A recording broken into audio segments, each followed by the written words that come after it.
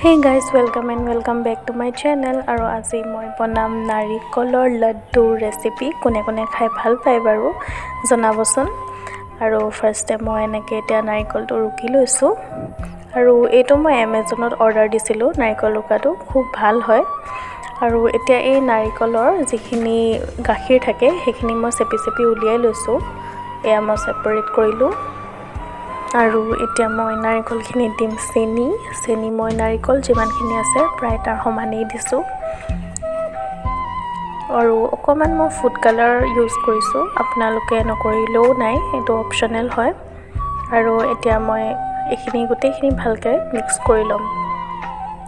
এতিয়া মই কেৰাহী এখন গৰম কৰিছোঁ আৰু তাত দিম প্ৰায় 2 চামুচমান দেশী ঘি।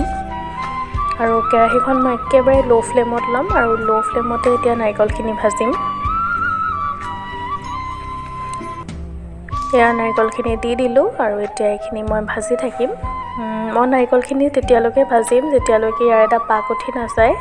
এই নাৰিকলখিনি মই 15 পৰা 20 মিনিটমানৰ কাৰণেই ভাজিলোঁ। এতিয়া মোৰ নাৰিকলখিনি প্ৰায় ৰেডি হৈ গ'ল। এইখিনি যদি মই হাতেৰে এনেকৈ চুই চাওঁ আঠা হৈ গৈছে। আৰু লাড্ডু নিচিনা যদি এটা শ্বেপ বনাই চাওঁ তেতিয়াও লাড্ডুৰ শ্বেপটো লৈ লয়, গতিকে গম পাম যে এইখিনি ৰেডি হৈ গ'ল। এতিয়া মই এখন প্লেটত এইখিনি এতিয়া উলিয়াই লৈছোঁ।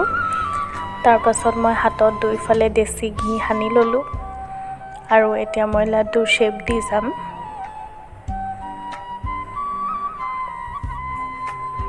আৰু বহুত কুইক হয় ৰেচিপিটো, বহুত সোনকালে বনি যায় আৰু ইনগ্ৰিডিয়েণ্টছো খুব কম লাগে, গতিকে আপোনালোকেও ট্ৰাই কৰি চাব। আৰু সকলোৱে চাগে বনাব জানে, এইটো মোৰ ষ্টাইল হয়, মই কেনেদৰেনো বনাওঁ।